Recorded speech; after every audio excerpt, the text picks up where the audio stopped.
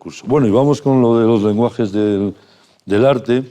Hablando con Guillermo antes de comenzar, hablábamos que lógicamente es un asunto muy complejo, eso yo lo dejo a vosotros, pero porque efectivamente a principios del siglo XX, con lo que se ha denominado las vanguardias históricas, que arrancan como fecha canónica con el Manifiesto Futurista de Marinetti en 1909, y que ese periodo de vanguardias históricas puede finalizar con el Manifiesto Surrealista de 1924, y entre todos ellos están los muchísimos movimientos de vanguardia que aparecen tanto en Europa como en América, tanto al norte como al sur, ¿no? No voy a repetirlo, ustedes lo conocen: dadaísmo, expresionismo, futurismo italiano y futurismo ruso, en España el ultraísmo, en diferentes lugares. Todos viven ese momento de romper un poco los límites del arte, ¿no?, que se abrieron. Tiene algo que ver, todos los cambios de siglo son muy parecidos, ¿no? Todos los cambios de siglo, decía Philip Bloom en un libro formidable que se llama Años de Vértigo, que todo lo que iba a pasar en el siglo XX había ocurrido en las 2 primeras décadas del siglo. Y es verdad, el automóvil, el comienzo de la emancipación de la mujer, el cinematógrafo, la radio, o sea, elementos que van a configurar el siglo XX ya aparecen en las primeras décadas del siglo. En ese sentido nosotros no vamos a ser especiales, ¿no? Y por lo tanto es verdad que lo que vaya a ser, en cierto sentido, bueno, lo que vaya a ser y lo que nos dejen ser, tal y como están las cosas, ¿no? Pero lo que vaya a ser el siglo XXI, yo creo el fundamento, digamos, las columnas vertebrales se están construyendo en estas 2 primeras décadas, casi, si me apuráis, las 3 primeras. Y en ese sentido tiene que ver con la tecnología. ¿Qué detectamos en todo ello? O, hablando y me sugería Guillermo, pues en principio no diré una desviación, pero sí una variación del arte hacia, por un lado, aprovechándose o tomando las nuevas herramientas que te permiten la tecnología, un arte que se dirige hacia, o una especie de como dicen estos cursis en la gastronomía, de maridaje entre el arte y lo cotidiano, y al mismo tiempo una especie de transformación de la imagen o del monopolio de la imagen hacia la experiencia, ¿no? Con lo cual va llevando implícito una mayor presencia de la actuación que busca implicar al espectador en la obra artista. Yo soy filólogo, por lo tanto me muevo más en el mundo de las palabras y de las letras y de la literatura y del cine, pero había un gran escritor francés, Maurice Blanchot, que habla precisamente en su título del libro, es la literatura por venir, jugando con los dos, el por preposición y la palabra junta, la literatura por venir, en la que ya plantea algo de lo que sugeríamos hoy, ¿no? Y es que él hace una pregunta muy sencilla. ¿Qué es un libro que no se lee? Algo que todavía no está terminado. Es decir, porque el libro, quien termina el libro siempre es el lector. Sin lector no hay libro. Tú puedes tener el libro, pero ese libro no existe, ¿no?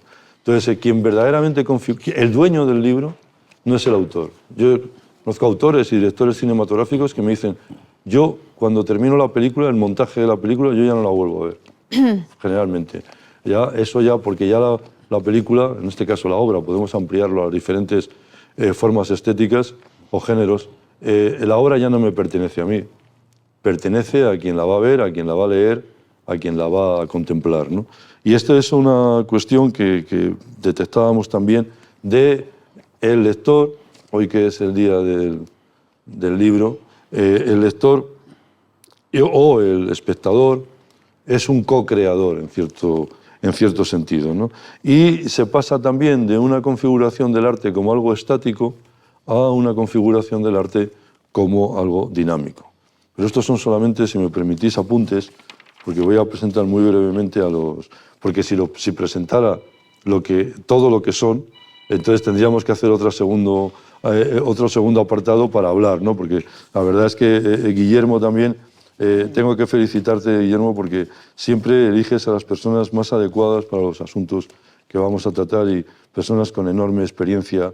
Es decir, es muy raro en la España actual que cuando se hable de algo, el que hable o la que hable de algo sepa de qué está hablando. Ustedes lo saben, es muy habitual, ¿no? Entonces, verdaderamente te conmueve y te emociona cuando llegas a un sitio en el que cuando vas a hablar de un asunto, ves que las personas que van a hablar del asunto saben de lo que van a hablar. Esto emociona hoy, de verdad, ¿eh? O sea, esto a mí me pone la carne de gallina. Bueno, empezamos, si me permitís. Chema Madoz, muchísimas gracias por venir con sus estudios de Historia del Arte en la Universidad Complutense y los estudios de fotografía. Yo tengo que confesarte que formé parte de una manera loca y tal. El año que viene, hace 50 años, de la creación en Madrid del Fotocentro, que lo dirigía Aurora Fierro y donde tuve la suerte de trabajar con Pablo Pérez Mínguez, con Carlos Serrano, con Luis Garrido, con toda esta tropa que estábamos aquí al lado. Estábamos en la plaza de los Delfines. Bueno, pues Chema también se ha dedicado estudió y tiene sus estudios de fotografía en el Centro de Enseñanza de la Imagen. No puedo decirlo todo, pero su primera muestra individual fue ya en el año 84, querido, 40 años, joder, en la Real Sociedad Fotográfica, y después han sucedido infinidad de... Yo lo que quiero señalar es que, por ejemplo, a finales de ese año 1997, o no, pero le dedicó más, a finales del siglo, el Museo Nacional, el Reina Sofía, le dedicó la exposición individual Objetos 1990-1999, que probablemente ya se configura como una de las mejores y más significativas muestras de toda una obra que el museo había dedicado a un fotógrafo español en vida. Y sobre todo en el año 2000, a veces en España somos justos, y Chema recibió el Premio Nacional de Fotografía. Además de que en la Bienal de Venecia, de Houston, te reconocieron como autor destacado. Bueno, pues muchas gracias, Chema, por tu presencia. Por esa presencia. Pía Ojea, que es licenciada en Historia del Arte, en este caso por la Autónoma de Madrid. ¿No tendrías de profesor a mi amigo Fernando Castro?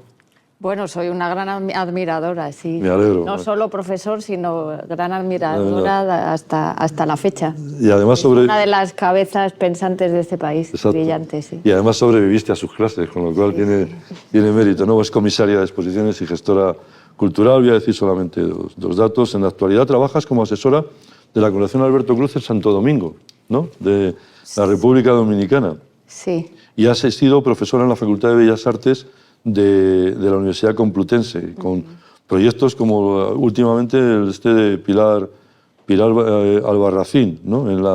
en Washington, ¿no? O sea, pues también enhorabuena. Y te debo decir también que has gestionado proyectos de arte contemporáneo en espacios públicos, ¿no? Como Memorias Urbanas. Sí. De Juan Garayzábal. Y hay algo que, bueno, no lo hablamos, que es esto de los Caminos de Santiago con Gabriel Díaz, ¿no? Sí. Pues nada, muchísimas gracias también. Marisa Santamaría es fundadora de Global Design Innovation Trends Unit, y en este momento diriges la investigación Atlas de la Cultura del Diseño en España con el Ministerio de Cultura, y eres jurado de los Premios Nacionales de Diseño 23-24, ¿no? Pues nada, muchísimas gracias también.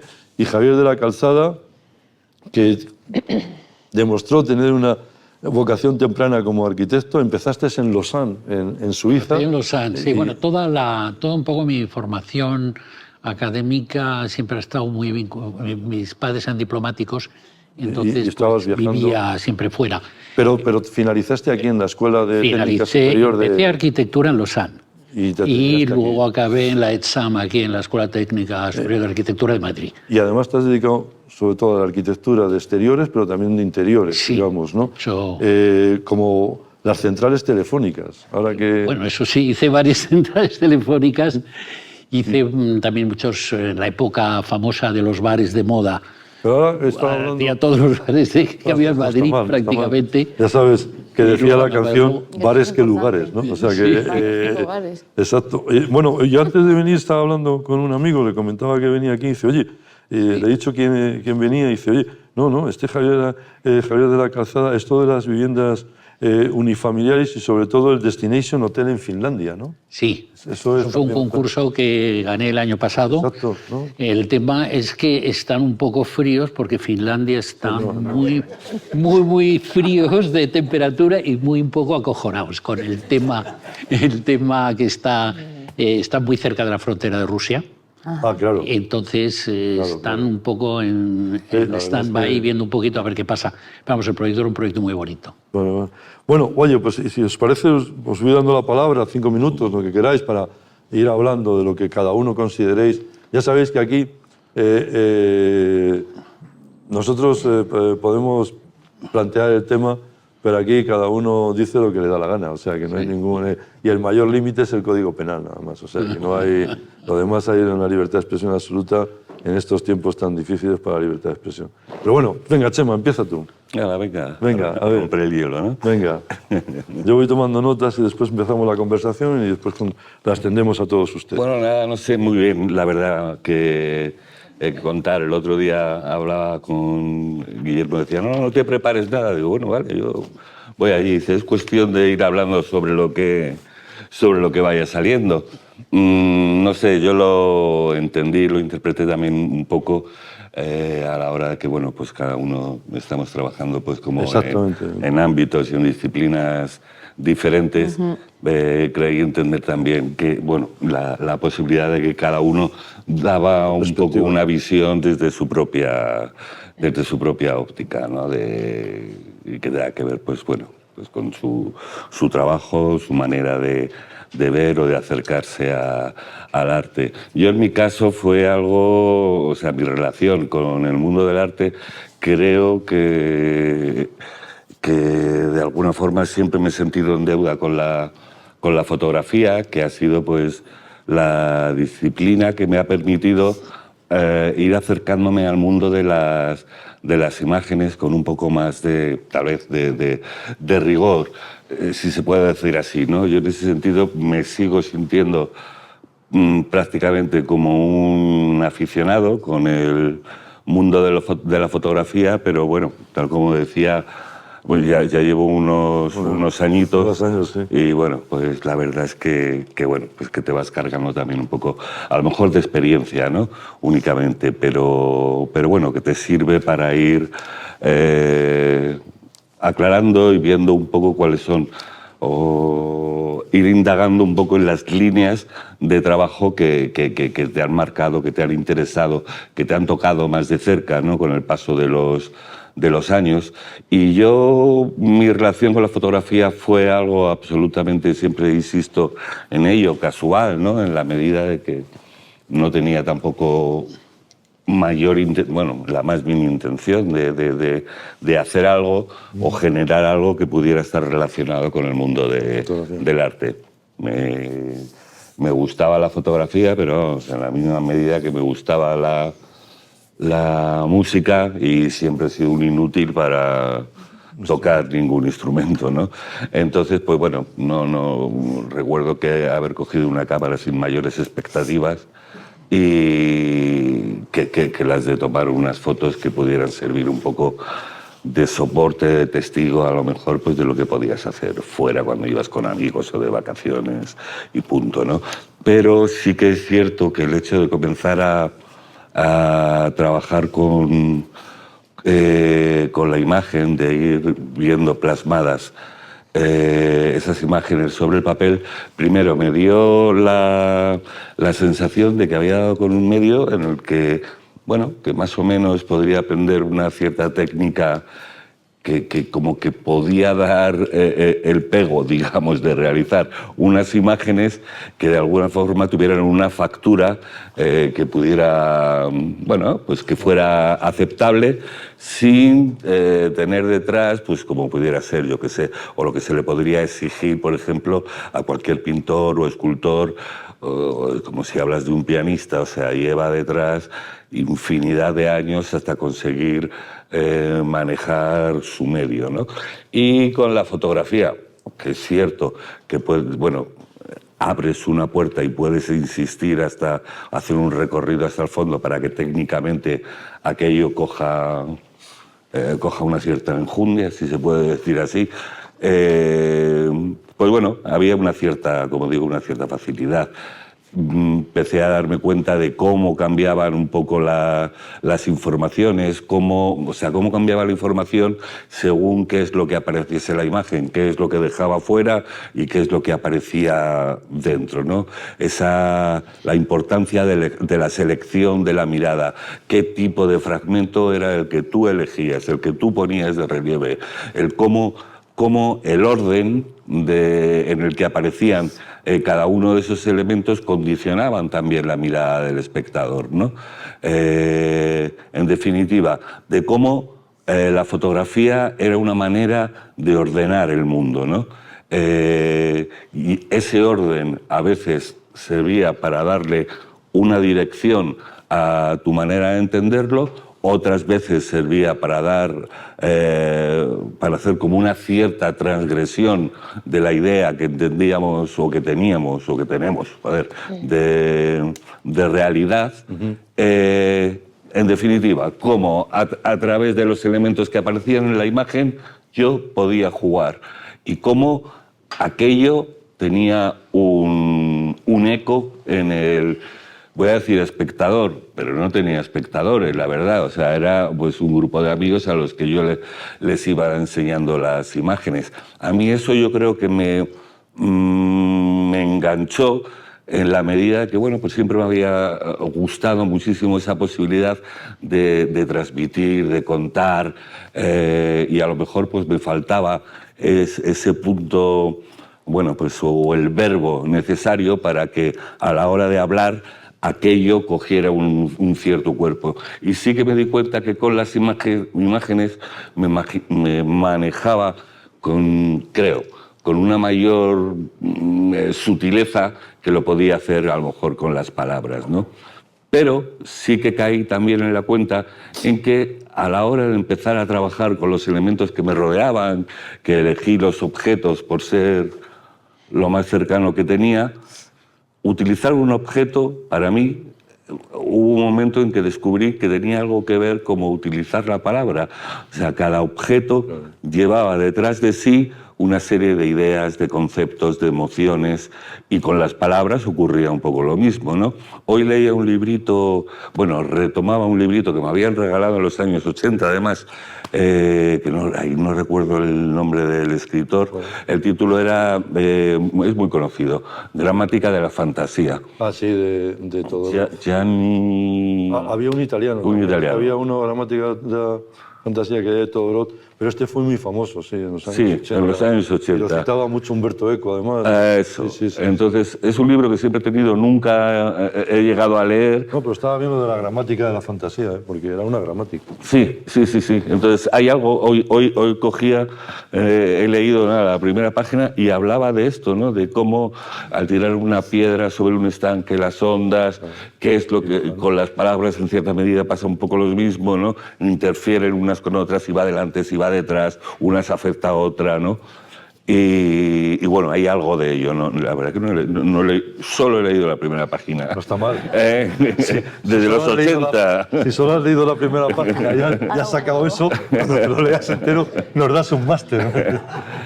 Y bueno, no me alargo mucho más. A lo que iba era simplemente a que en el momento que te metes a trabajar con un medio que hasta entonces yo desconocía, vas tomando conciencia, ¿no? de todo lo que supone cualquier mínimo manejo que puedas hacer con la imagen, y todo aquello va cambiando la percepción tuya y la percepción de los demás. Bueno, lo dejo como pie para ir hablando, porque si no me dan...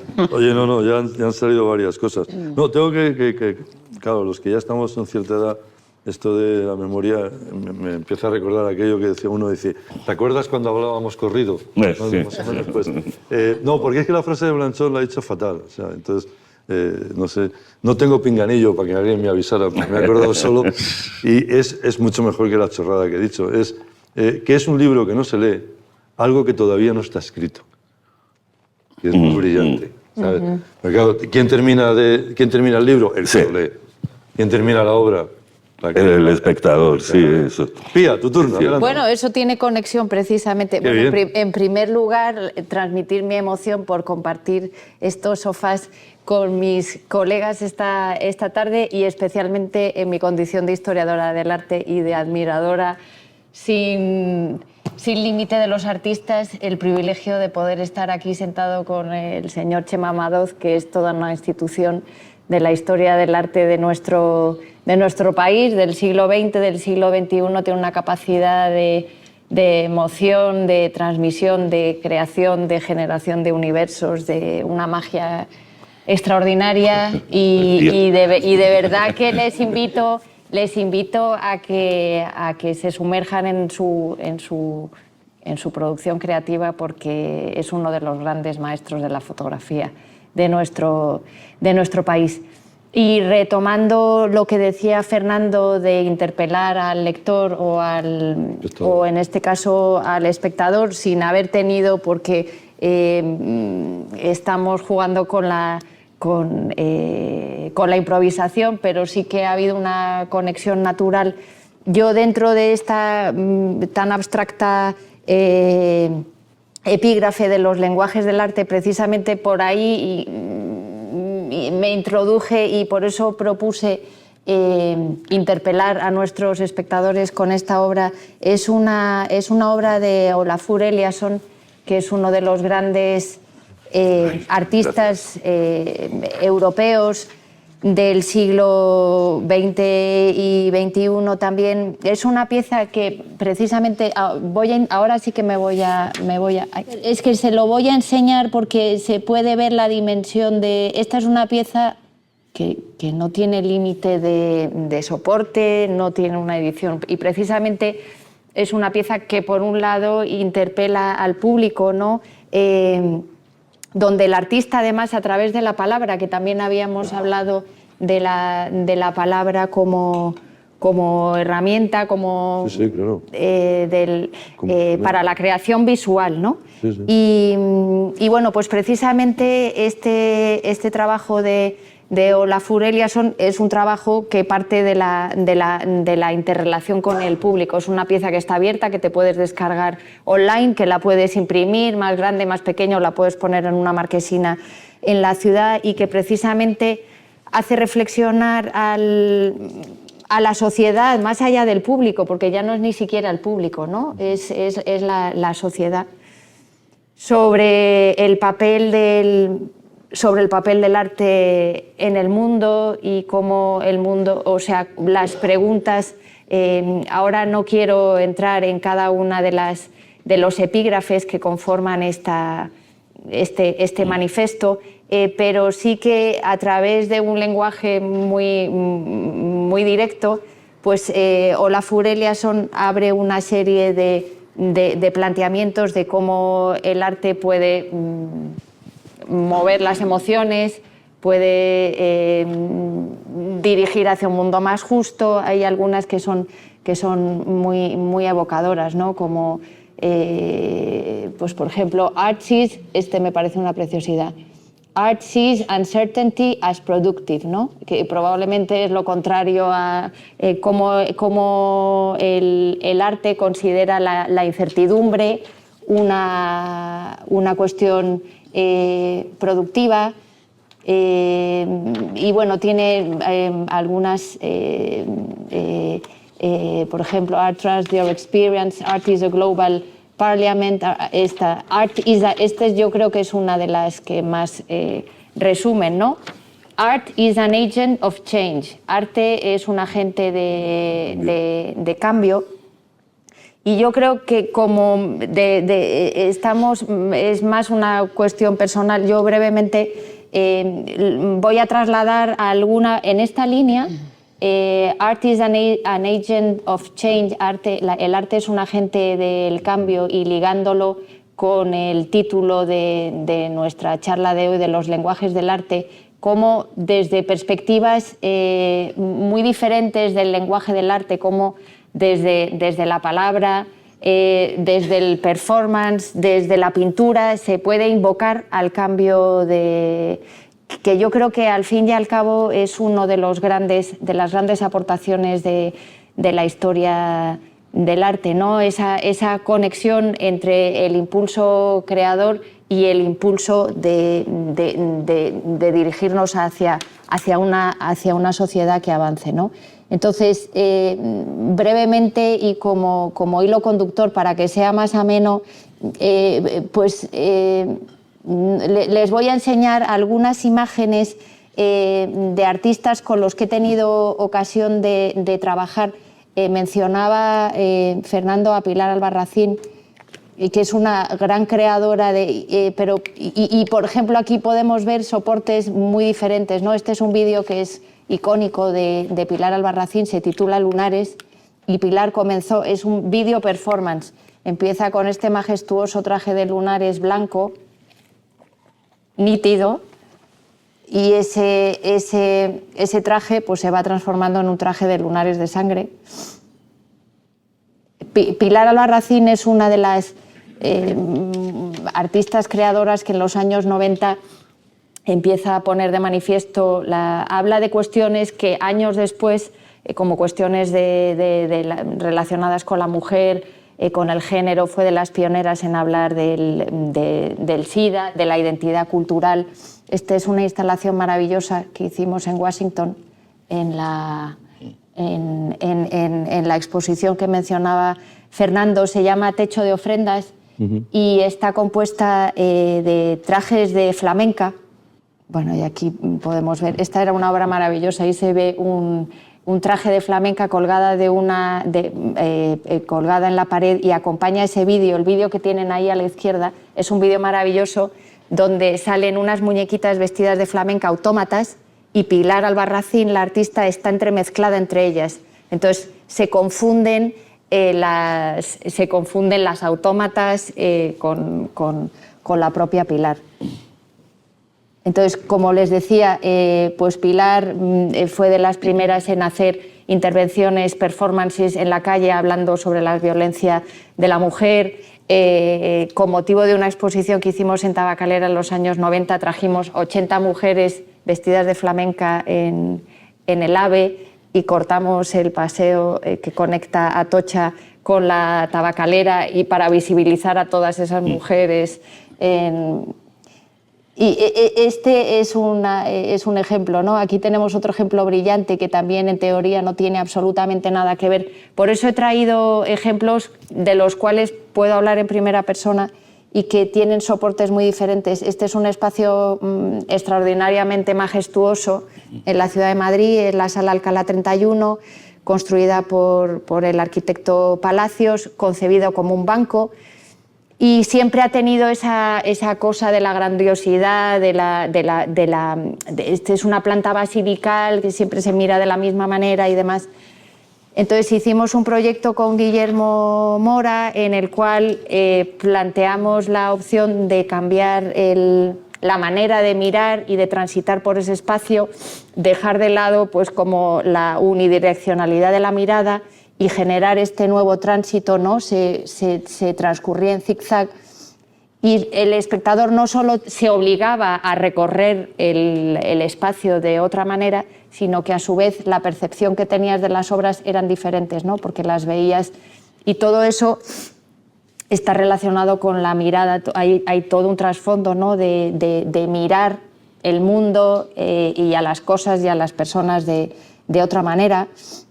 Por ejemplo, estas piezas son maravillosas, son unas composiciones, aquí se ven a lo lejos, es la misma pieza, y aquí se ve un detalle de esa pieza. Son unas piezas súper poéticas que tiene esa cosa como de mirar más allá, ¿no? De la superficie inicial. Está quitando la materia para ver lo que hay detrás, que ya es algo que los pintores desde el barroco hablaban, ¿no? de la construcción del teatro y de otro punto.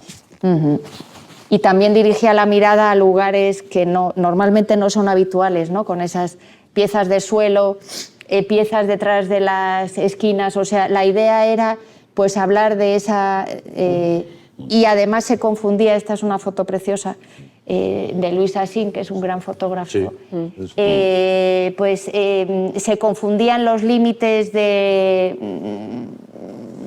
desarrollo de las piezas, ¿no? Aquí no se sabe si es una pintura, si es la arquitectura del espacio, si es la obra de... Entonces, hay toda esa idea, ¿no? de mirar de otra manera y de romper los límites difusos, los límites de cada...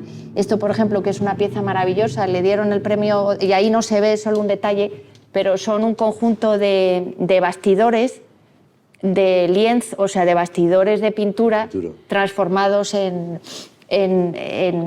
escultura. O sea, también está hablando de la pintura. Esos son lienzos enrollados que acaban siendo esculturas. Y esto se lo he traído porque me parecía bonito. Esto es el espacio en bruto antes de...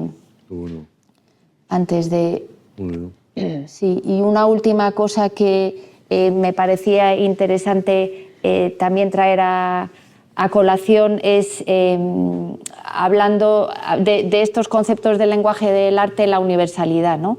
Entonces, quería compartir con ustedes este proyecto maravilloso. Yo he estado implicada en la parte de Madrid. Este es un proyecto de un fotógrafo finlandés llamado Tuomo Manninen, que comenzó en el año 95, se llama Group Portraits, empezó en el año 95 y ha ido desarrollando todo un cuerpo de trabajo gigante retratando a grupos de personas por todo el mundo. Esta primera imagen es en Katmandú y son grupos de personas que comparten una afición, un problema, un interés, una práctica deportiva. Y lo que es maravilloso y mágico es ver cómo esos grupos, a pesar del tiempo, a pesar de que haya pasado muchísimos años, 30 años, a pesar de que hablamos de continentes muy diferentes, muchos de los grupos, el modelo de grupo es universal, ¿no? Y se va repitiendo. Estas son maravillosas. Pues este es en Riga, creo, en el año 95. Estas parecen como mis, ¿no? Estos son unos, bueno, medios saltimbanquis. Estos, y por ejemplo en Madrid ahora, él ha desarrollado su proyecto en Madrid, ahora creo que traje alguna imagen. Son chicos que están recuperando cartones y aquí en Madrid hicimos un retrato maravilloso de una familia de 3 generaciones, a ver si lo tengo aquí. No. De personas que reciclan en Paracuellos del Jarama, pero no lo he traído el de Madrid. Este es maravilloso con los Santa Claus. Y de Madrid, a ver, no, aquí no he traído ninguno de... y entonces, bueno, pues quería, me parecía también bonito, estos son vendedores ambulantes de globos en Helsinki. Entonces, el año pasado vino a Madrid, hicimos un conjunto de 14 retratos a 14 grupos de diferentes condiciones se va a exponer en el Centro Nacional de Fotografía de Helsinki, ahora va a seguir con la Ciudad de México, lo vamos a exponer en Madrid, pero como les digo, me interesaba la cosa de la universalidad del lenguaje y esa potencia del arte de llegar de manera casi mágica a... Espere que se me ha... Y por terminar, y ya con esto sí que termino, no quería dejar en plan como decíamos, cada uno con su cuña publicitaria. En este caso creo que es que lo digo desde, hablando de lo universal, quería aprovechar para hacer un homenaje. A ver si lo puedo abrir. Sí, bueno, quería acabar mi intervención haciendo un homenaje a Pierre Gonod, perdón, que me he emocionado. Es un artista, es que me he emocionado. Es un fotógrafo francés afincado en España desde hace 35 años y bueno, creo que sus imágenes son su mejor. Impresionantes.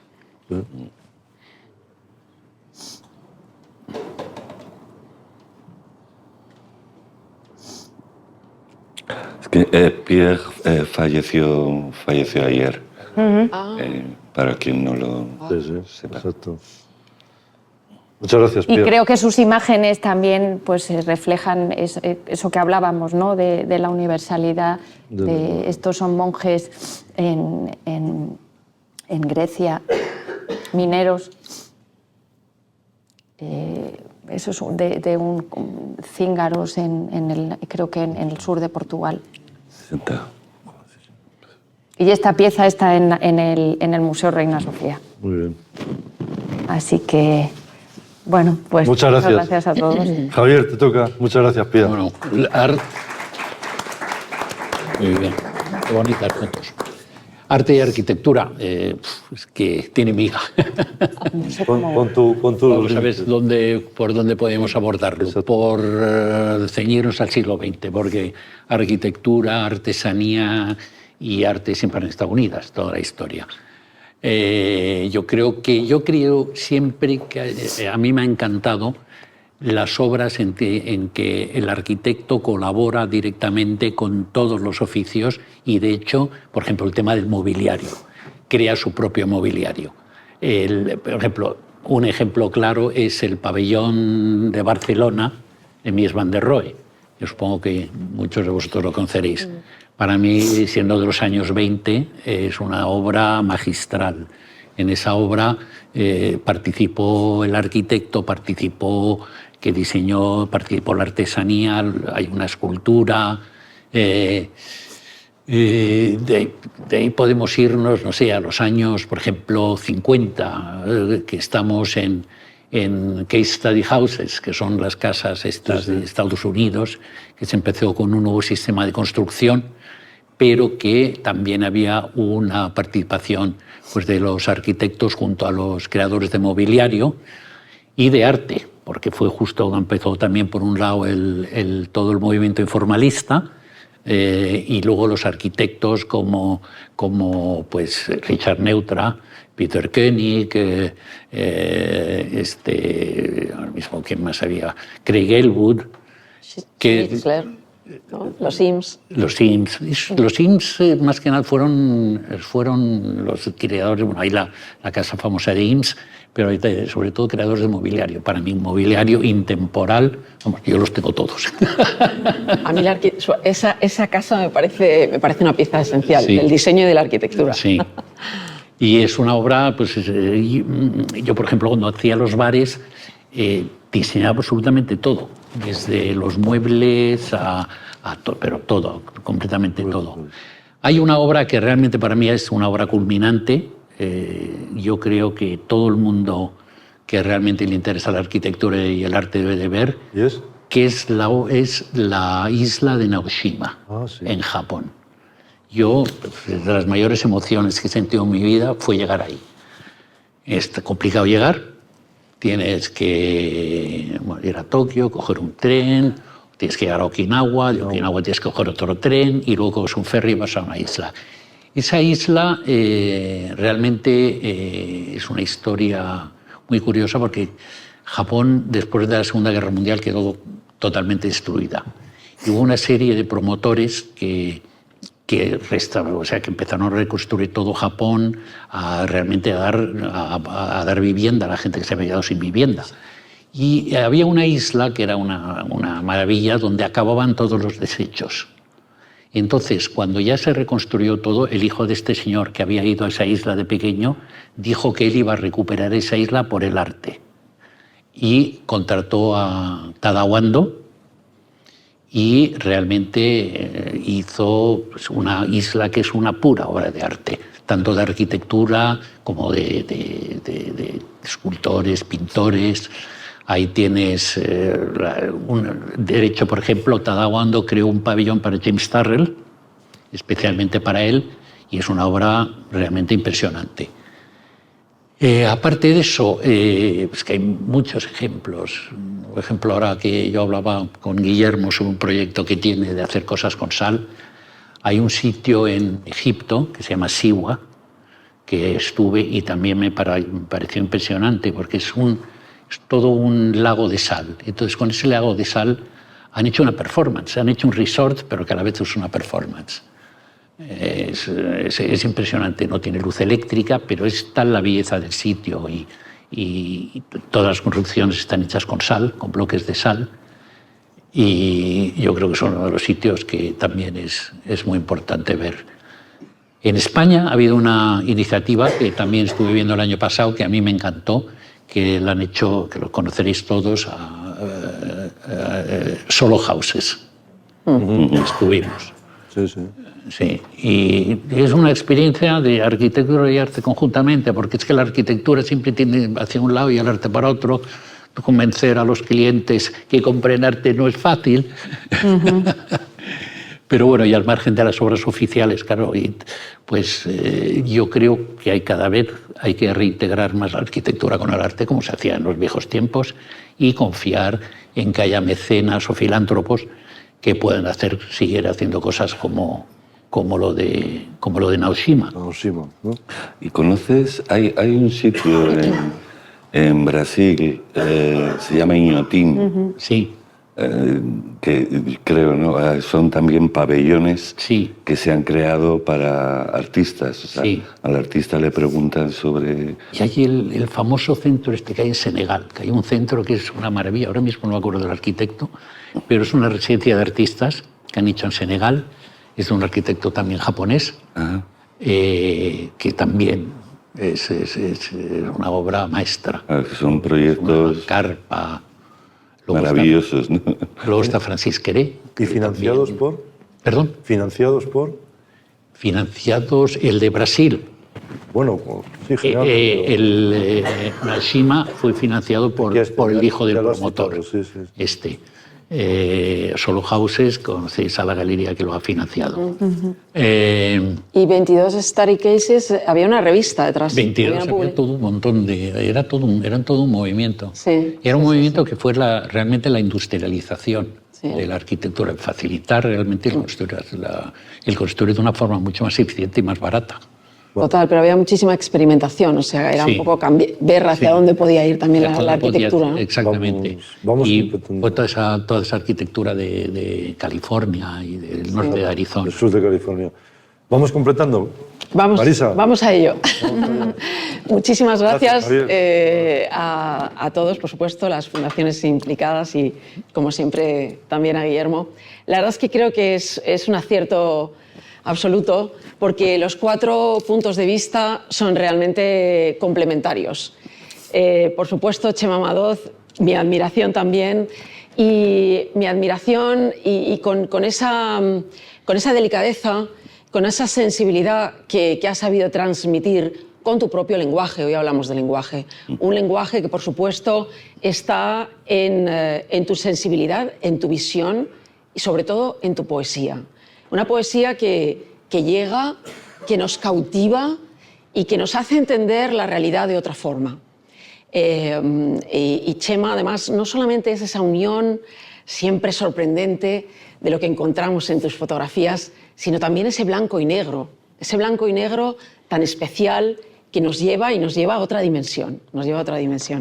Por otro lado, Pia Ojea es un punto de vista que me parece interesantísimo, porque como comisaria, esos curators en todo el mundo, que de repente no, digamos en la historia, pero más en los últimos años, nos aportan nuevas narraciones. Desde su sensibilidad también, desde su punto de vista, crea historias, selecciona quién es quién dentro de su hilo conductor y nos devuelve también un entendimiento de todos los artistas que ella involucra. Nos enseña una serie de artistas que podían ser otros y otros y otros y cientos de miles, pero ella tiene su perspectiva y su mirada.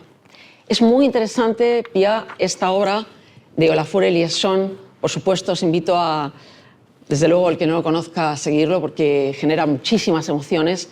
Él trabaja sobre la luz, trabaja sobre el color, por eso me parece tan interesante esta obra, pero independientemente de lo que diga, es muy interesante los vacíos de luz y de sombras que también aparecen entre las letras, entre los mensajes que nos trata de lanzar, ¿no? Que nos trata de transmitir. Y por último, Javier, por supuesto, yo creo que es la disciplina que está muy cercana, digamos, en la que yo trabajo, que es la arquitectura y el diseño. Todos los arquitectos sois diseñadores y has dado en la clave, creo yo, de dos puntos de vista muy importantes, que es el artista trabajando con el arquitecto. Yo recuerdo muy bien en los años 70, por ejemplo, en España hay casos maravillosos. José Luis Sánchez, por ejemplo, tenemos toda la Castellana plagada, digamos, de esa interacción entre el artista y el arquitecto. Y por otro lado, estos casos perfectos que nos has podido decir. Desde mi punto de vista, yo soy en realidad una investigadora y divulgadora de lo que está ocurriendo en los movimientos sociales y culturales de este siglo XXI desde una disciplina que en realidad no es una, sino es muchas, porque se cruza, que es el diseño. ¿Con qué se cruza? ¿No? Se cruza con todo hoy en día. El diseño ha pasado de ser una conjunción, digamos, de áreas que todos sabemos delimitar, el diseño industrial o diseño de producto, el diseño de interiores, el diseño gráfico, diseño de packaging, iba a decir, no quería utilizar un anglicismo, pero bueno, diseño digital, diseño virtual, incluso hoy llegamos, diseño de moda, por supuesto, pero hoy llegamos también a una parte del diseño que es el diseño estratégico y el diseño de nuevos sistemas desde el design thinking, nuevos diseños, nuevas perspectivas desde el nuevo diseño de sistemas. Pero el diseño, de una forma clásica, siempre ha mirado hacia el arte, siempre se ha dejado influenciar por el arte. Y hoy da respuestas, el diseño está tradicionalmente unido a la función. Esto es diseño. Absolutamente todo lo que utilizamos, todo lo que usamos en nuestro entorno cada día está diseñado, está pensado para aportarnos una solución y mejorar o facilitarnos la vida y nuestros usos y costumbres, ¿no? Lo que pasa es que esto en el siglo XXI da muchas vueltas, entra en una espiral y entra en un cruce absoluto de disciplinas. Se habla de la transversalidad, se habla, por supuesto, de otras disciplinas, desde la arquitectura, desde la ciencia, desde la sociología, y todo entra, digamos, en una nueva visión del diseñador que trata de, y sobre todo desde el 2008, crisis absoluta, caída, digamos, de todas las estructuras económicas conocidas El sistema. y no predecidas por nadie, ¿eh? Nadie supo predecir esto que iba a ocurrir, y sobre todo la pandemia, hace muy poquito tiempo, ha cambiado una concepción que es el diseño debe mejorar la vida de las personas y desde aspectos como pueden ser la sensorialidad, es decir, una tendencia, y cuando hablo de tendencia no es solamente tendencia efímera que pasa, tendencia también se refiere a tendencia de largo recorrido, ¿de acuerdo? Las que vienen para quedarse. Es decir, que todos los tejidos que están a nuestro alrededor, que ese diseño de las pantallas que tenemos, este es el mejor ejemplo de diseño en todo el siglo XXI, cómo lo hemos ido asimilando, cómo mejora nuestra vida. A veces también hay teorías que por su contenido comentan que también nos la empeora, por supuesto.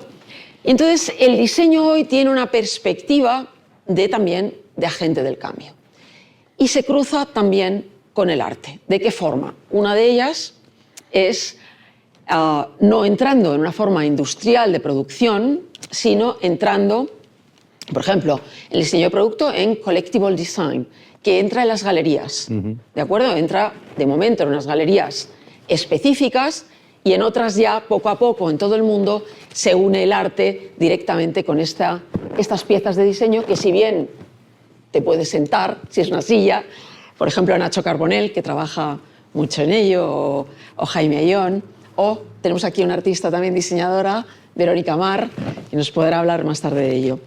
Pero también entra en el arte, y acabo de volver del Salone del Mobile de Milán, que hemos visto cómo los espacios se diseñan para generar efectos, para asombrar, para generar momentos efímeros que nos producen emociones. Y ahí hay una unión absoluta de los artistas, de los arquitectos, de los artesanos, que son fundamentales, de los diseñadores, para mostrar cómo evoluciona el diseño hoy.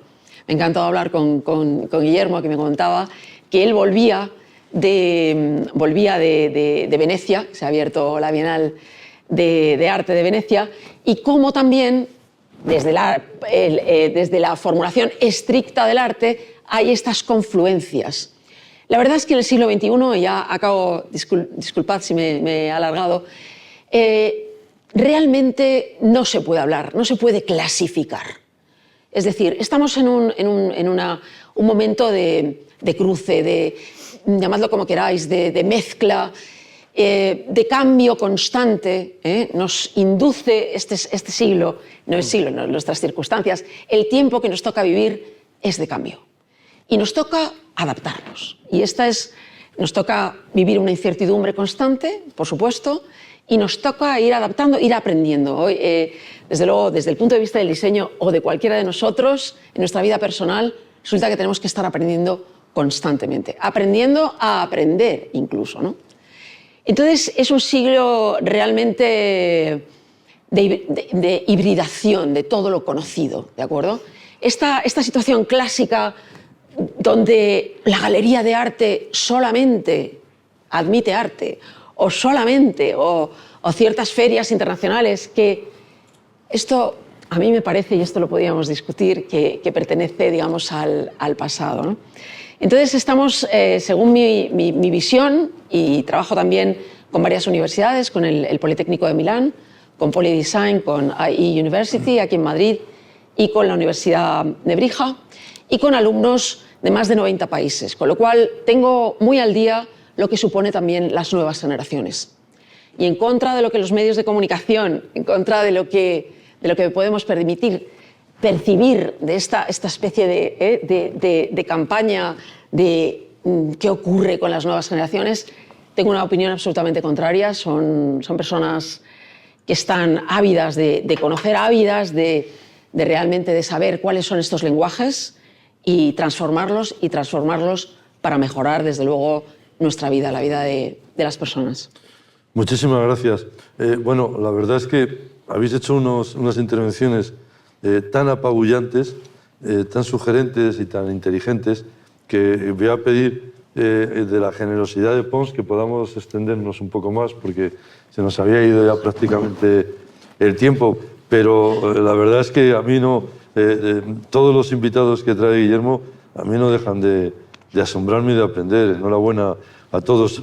He sacado como 25 cosas para hablar, o sea que imaginaros eso. No, os lo voy a confesar, porque a veces estás en alguna mesa redonda, en una buena intervención, y es que no sacas 25, no sacas ni una y estás absolutamente preocupado, y cuando terminen de hablar, ¿de qué hablamos? ¿No? Y es todo lo contrario de hoy, porque podemos hablar de muchísimas cosas. Por ejemplo, lleva razón, yo dirijo un máster de cultura contemporánea y lo veo en los alumnos, pero sobre todo veo también que se confirma cada vez más eso que decía Unamuno, de que definir es confundir, ¿no? De que estamos viviendo un tiempo de una reconstrucción.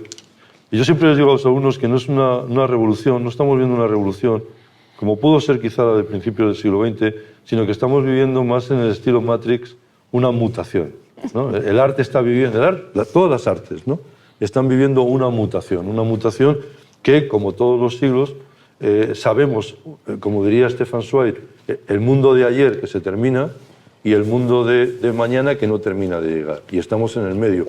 Es una situación verdaderamente formidable, en cierto sentido, para poderla vivir, ¿no? Aunque tiene los riesgos de lo que decía el filósofo italiano Paolo Fabri, que siempre es muy difícil ser contemporáneos de nuestro presente, porque no todos vivimos en el mismo presente. Y la clave es ser contemporáneo de tu presente.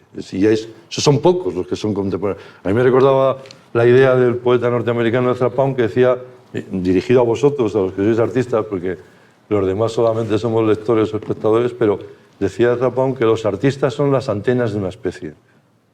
Es decir, los que tienen la antena perfectamente colocada para ver lo que va a venir y por lo tanto empezar a trabajar sobre ello, ¿no? Y construir la realidad. Chema, tú lo has dicho con tu obra, ¿no? Y lo habéis repetido. Construir la realidad desde el punto de vista de una idea que desde el punto de vista del arte, y esto ya lo planteo a los cuatro, que desde el punto de vista del arte es muy sugestiva, pero que desde el punto de vista de la filosofía y de la sociedad es muy inquietante. Y es la idea de Nietzsche de la que se va a nutrir todo el arte contemporáneo, que es que la realidad no existe. Que la realidad es una interpretación de la realidad. Claro, eso choca con algo que ha señalado Pía y que es otro de los grandes debates culturales y artísticos de hoy, que es el enfrentamiento entre universalismo e identitario, ¿no? Ese lenguaje universal que crea la Revolución Francesa y los derechos universales y lo que estamos viviendo hoy, que es todo lo contrario. Y otra cuestión que os planteo también es que lo que hoy está puesta, a pesar de lo que estamos oyendo por ahí, pero en fin, es olvidarlos, pero lo que estamos viendo es que cuidado con el concepto de progreso, porque ha habido momentos en la historia en que la sociedad ha ido para atrás. No voy a citarlos, pero o sea, claro, nosotros vamos a quedarnos aquí como europeos, ¿no? Los europeos desde 1945, lo único que se ha conocido en Europa ha sido esto: bienestar, bienestar y bienestar. Nosotros un poco más tarde por la anomalía de la dictadura franquista, pero inmediatamente los años 80 son extraordinarios en ese tratar de recuperar el tiempo perdido que la dictadura franquista nos había secuestrado, nos había, ¿no? Pero hemos conocido esto, ¿no? En libertades. Sí. Tú y yo, probablemente que somos los mayores, lo que hacíamos en los años 80, ahora vamos a tener problemas para hacerlo. Bastantes problemas para hacerlo. Sí, seguro. Y algo más dramático, y no porque la policía nos persiguiera o una censura religiosa o política, sino porque hay sectores de la propia sociedad que son los que nos denunciarían. Y esto ya es más preocupante, porque aparece en el arte, para los lenguajes del arte, un elemento esencial, que es la libertad de expresión, y aparece hoy un elemento inédito que pensábamos que habíamos separado, que es la autocensura. Si me permites hacer No, ya, os lo dejo a vosotros. Si me permites, solamente por brevísimo, por poner un poco en situación lo que estás diciendo, hay dos. Hoy se vive como en la historia realmente, o sea, no es que sea algo nuevo, una tensión, a ver si estáis de acuerdo, entre dos formulaciones desde dos lenguajes o dos posiciones del arte y del artista. Uno de ellos es el de siempre, que es el arte por el arte. Art for the art's sake, o el art pour l'art. El artista con su propio lenguaje, con su propia visión y con su propio mundo y con su propio universo. Es la idea de Oscar Wilde, si me permites, que dice: no hay obras morales e inmorales, hay solamente obras bien escritas. Exacto, es el artista y su universo. Y por otro lado sí que hay un movimiento internacional del que conozco de una forma muy cercana, por ejemplo, a Rosa Ferré, la nueva directora de la Fundación Francesca Thyssen de Arte Contemporáneo, o la comisaria Chus Martínez, que es una comisaria que actúa de forma global, con una idea muy en el otro extremo, que es, o que puede ser, que es entrar como, en este caso, como fundación, pero también con su conjunto de artistas, con su visión como comisarios, en una acción y en acciones para el cambio.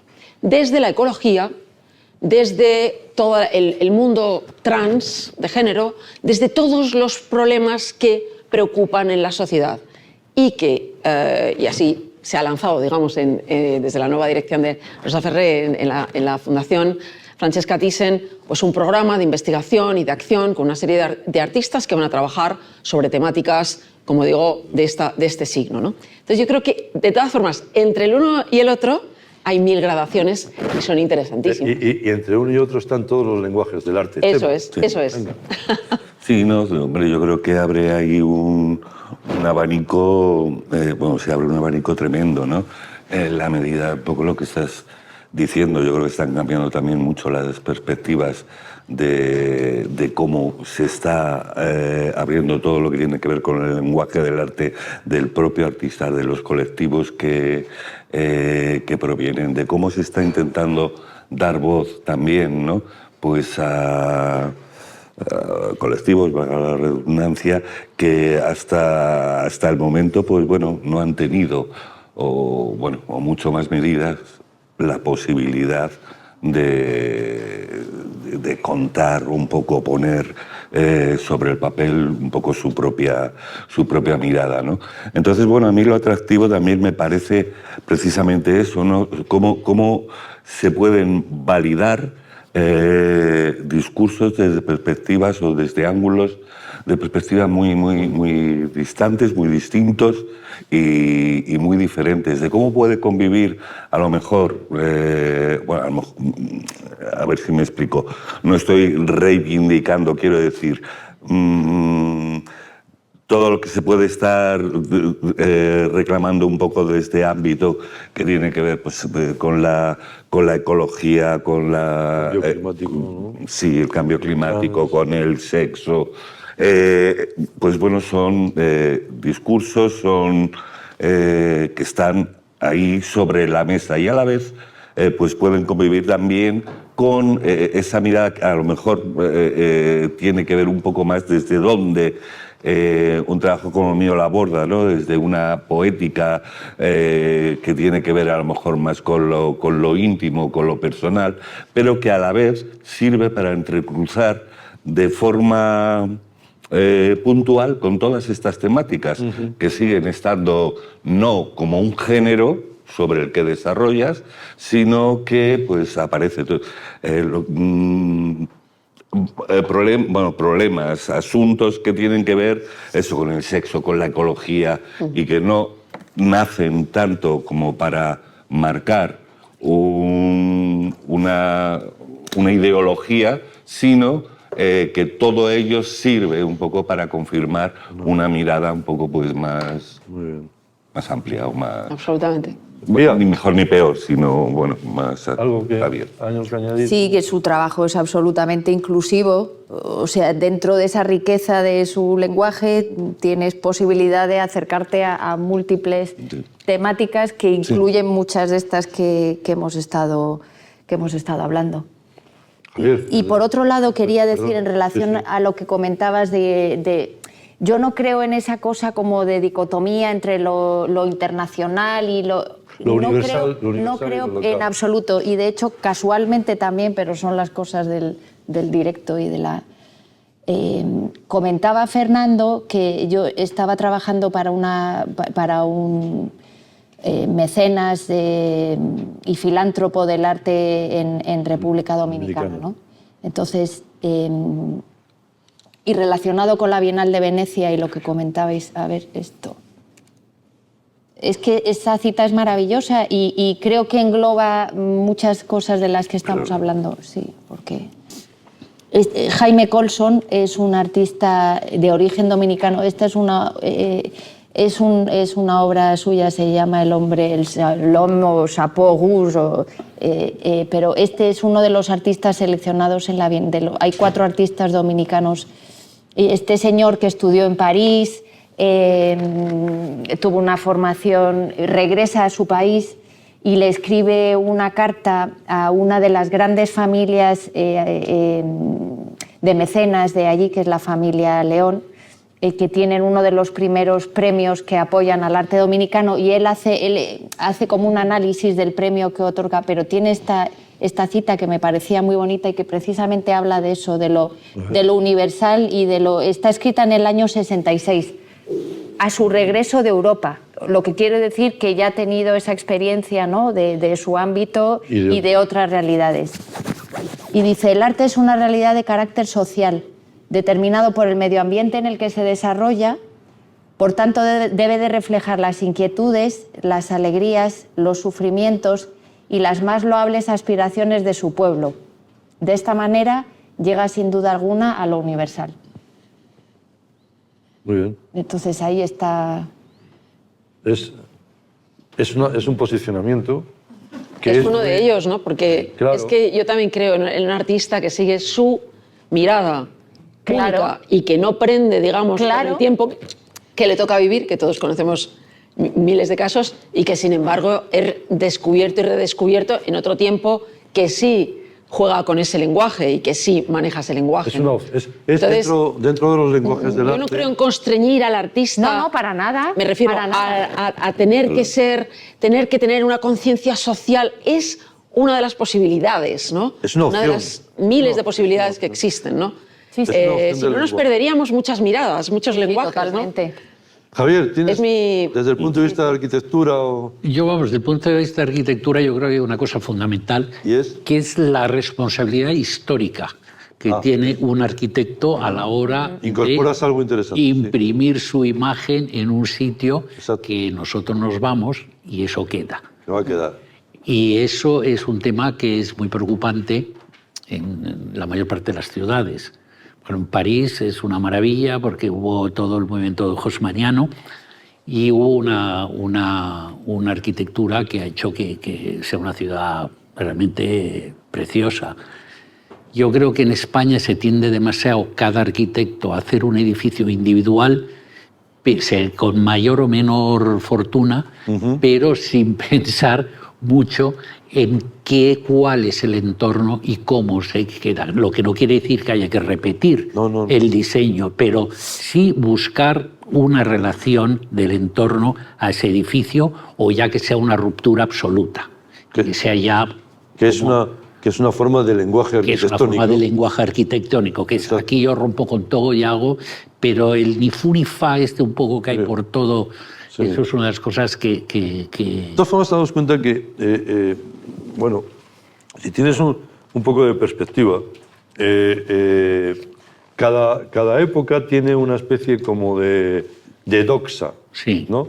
En la que hay una serie de asuntos que dominan sobre otros. sí, Esto es lo que podríamos llamar, en literatura es muy sencillo, y en el arte supongo que los que lo conocéis también podría serlo, ¿no? Que es la bolsa de valores, ¿no? Sí. ¿Cómo ves que unos autores en una determinada época están cotizando al alza sí, y cómo hay autores que cotizan a la baja? sí. ¿no? Podríamos poner ejemplos, pero para no molestar a nadie no lo vamos a hacer. Pero los tenéis en la cabeza cada uno en vuestra área y tal, ¿no? sí. Entonces, también el artista es alguien que a veces se separa de esa doxa, que es algo heroico en cierto sentido, porque vas en contra Sí. de todos los asuntos que acabamos de decir. Totalmente. Por ejemplo, ¿no? Es una ruptura total. Es como llegar a un bar y decir, ¿de qué va esto? Ah, sí, bueno, he citado a Unamuno. Llegaba a las tertulias y decía, ¿de qué están hablando que me pongo en contra? ¿No? Sí. No, pues era un poco esto, ¿no? Dice, ¿ahora qué hay que hacer? Hay que hacer etnicismo, tal y cual. Bueno, pues yo no lo hago, ¿no? No lo hago porque... No, también puede ser por un idiota que vaya a la contra, ¿no? Pero porque probablemente, como tú bien decías, Marisa, también, y es complementario lo que decís, pero, sí, sí. pero como tú bien decías, porque tú tienes que buscar tu propio lenguaje. Y tu lenguaje... Nosotros somos únicos, todos nosotros, ¿eh? O sea, sí, parecemos todos iguales, las manos, los brazos, pero somos únicos. No hay nadie como nosotros. Nadie es como nosotros. Ni a un gemelo es igual al otro, ¿no? En muchas cosas. Por lo tanto, la sublimación del artista es que sublima esa unicidad del ser humano, no lo colectivo. Y para el colectivo ya tenemos otras cosas, ¿no? Y ese es el auténtico, yo creo que es la clave de lo que nos convocaba Guillermo, que es esos lenguajes del arte, ¿no? ¿Dónde están los lenguajes del arte? Bueno, nos hemos pasado de una manera verdaderamente repugnante. O sea, pero yo creo que no nos hemos pasado porque os tengo que decir también que es una de las veladas más gratas en las que uno puede estar. Aquí siempre es gratísimo venir, pero yo creo que cada convocatoria supera la anterior. Pero bueno, pero ahora, si quieren hacer alguna pregunta, algún comentario, eso sí, por favor, que sea breve. Adelante, por favor. Porque ya para breve no hemos sido nosotros. Adelante. Muchas gracias por esta oportunidad y por tener a los grandes maestros que están en este evento con nosotros. Yo quería preguntaros acerca de los lenguajes del arte, sobre los nuevos lenguajes del arte, y más concretamente sobre cómo la tecnología puede contribuir a estos lenguajes. ¿Realmente creéis que tecnologías como la inteligencia artificial abren un nuevo campo semántico? ¿Es un estímulo para la creatividad artística? ¿O todo lo contrario? Porque hay muchas opiniones que dicen muy negativamente sobre esto. Pues quien quiera que responda. Pues, sí, si me permite, vamos. Estás Como en tu estoy en casa. varias comisiones también en universidades sobre si prohibir o si dar rienda suelta, y yo estoy en la de dar rienda suelta, porque es una herramienta más y vamos a aprender realmente todos. A ver, cuando nos llega algo nuevo, nos sobrepasa, no sabemos qué es, pero día a día vamos comprendiendo mejor cómo se puede y cómo lo puedes tú dominar, ¿no? Y desde el diseño es que es una herramienta, como tú muy bien dices, para ayudarte a impulsar la creatividad. Vamos a ver cambios espectaculares, de verdad, porque hay una herramienta que nos llega a un punto y a partir de ahí la creatividad humana, que es inconmensurable, Infinito. la palabra, o sea, nos va a llevar a otros, o sea, a partir de lo ya creado en un momento determinado, ¿no? Entonces, yo creo muchísimo en esta nueva visión. Por ejemplo, os pongo un ejemplo muy claro. En diseño, desde el diseño digital, esos metaversos de los que, si os acordáis, esta palabra ha desaparecido, ha desaparecido completamente, fijaros, Mejor. y veremos si desaparece inteligencia artificial y se convierte en otro tema, porque ya nos cansa. Es que no es ni inteligencia ni artificial. Exacto. Pues permíteme un ejemplo. Si seguís a una serie de autores, vamos a llamarlo así, autores o creadores, porque están esas confluencias del arte, del diseño. Por ejemplo, Six and Five, Andrés Reisinger, una española maravillosa, Alba de la Fuente, otro también español, Miranda. En fin, hay todo un movimiento que crean unos mundos digitales, lo podéis ver en Instagram perfectamente, estos que os nombro, que luego, a través, vamos a llamarlo así, del cliente o tal, lo convierten en físico. Por ejemplo, Andrés Reisinger hace unos paisajes, lo habéis visto, unos paisajes que están todos basados en el surrealismo, está Matisse, o sea, han metido ahí, Sí, claro, está Dalí, han hecho una coctelera ellos mismos, y sale algo nuevo y diferente. Y hoteles que están diciendo, quiero esta piscina en real, quiero este espacio en real, claro, luego en real pues lleva a otros términos. O sea que ya se está trabajando así. Y no es el metaverso, es una forma de trabajar desde lo digital, desde una visión muy amplia a producir, digamos, ya os digo, diseño gráfico, diseño de interiores, diseño de mobiliario, de iluminación y de todo, desde lo digital a lo físico. No nos vamos a liar mucho, pero claro, ahí hay una cuestión que está muy discutible, que hay una buena polémica, que es los derechos de autor.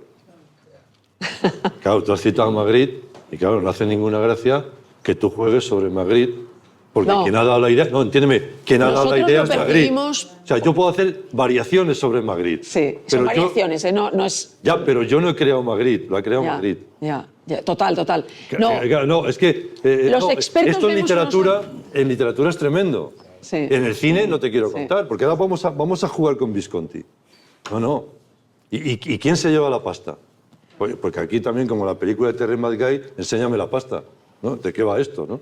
Entonces, claro, esto crea... Y hay una película de hace exactamente 45 años plantea esto.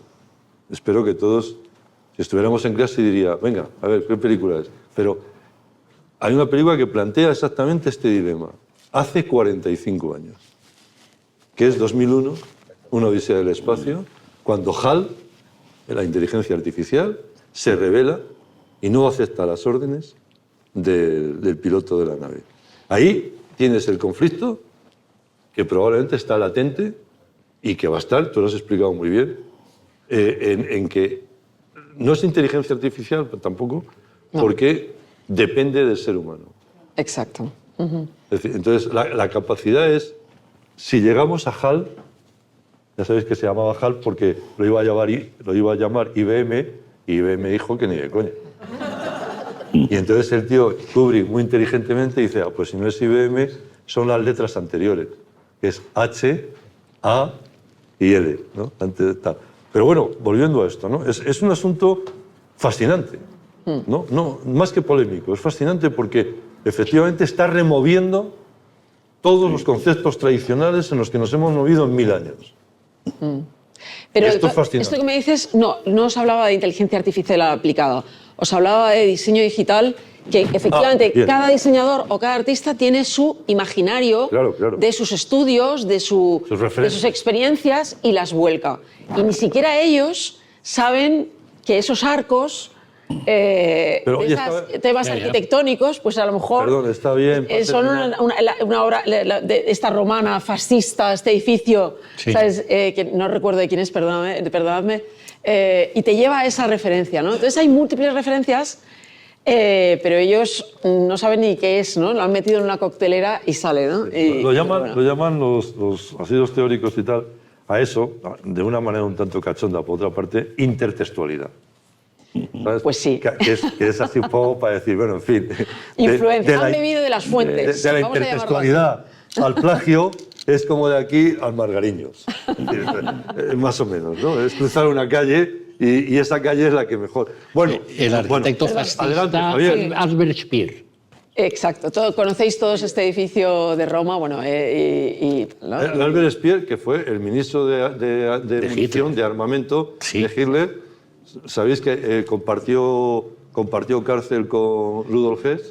Sí. Y era un tipo que, bueno, no se hablaban, estaban en el patio por la mañana, no se hablaban, y para no volverse loco, porque Hess ya lo estaba, para no volverse Speer, porque este era un personaje, Sí. un arquitecto que después sale el tío a Estados Unidos. O sea que explícame cómo siendo ministro de armamento de los nazis en la Segunda Guerra Mundial, está poquitos años en Spandau y se va a Estados Unidos y hace una carrera. Pero fijaros el personaje, yo leí las memorias de él, o sea, personaje tremendo. Hay un momento en el que para no volverse un poco tarumba, porque imaginaros lo que es allí, estar con Hess, debía ser muy duro, les dice a los guardianes de la prisión que le traigan mapas y relojes y esto, ¿cómo se llama? Norte-sur y Brújula. brújulas, ¿no? Brújula, sí. Porque se va a ir andando a Pekín. Y se va andando a Pekín. Todos los días hacía tantos kilómetros en el patio. En el mapa. Lo iba dibujando. Y con el mapa hacía esa cosa que decía Ramón Gómez de la Serna, maravilloso. Hoy que no hay este mejor trayecto. viaje en el mundo que el del dedo por el dedo, mapa. sí. Lo habéis hecho todos. Y es maravilloso. Yo me he hecho el transiberiano. No, en serio. Saliendo, hay dos. Porque cuando vivía en China decimos, pero hay uno que sale de Moscú y otro de Praga. Si lo vais a hacer el de Praga, no el de Moscú. Pero, en fin, no nos da tiempo a nada. Y bueno, perdón, ¿eh? Nos vas a echar... Perdonado. Ya no volvemos, Guillermo. Y un aplauso a todos porque muchísimas gracias, de verdad. No, nosotros. Y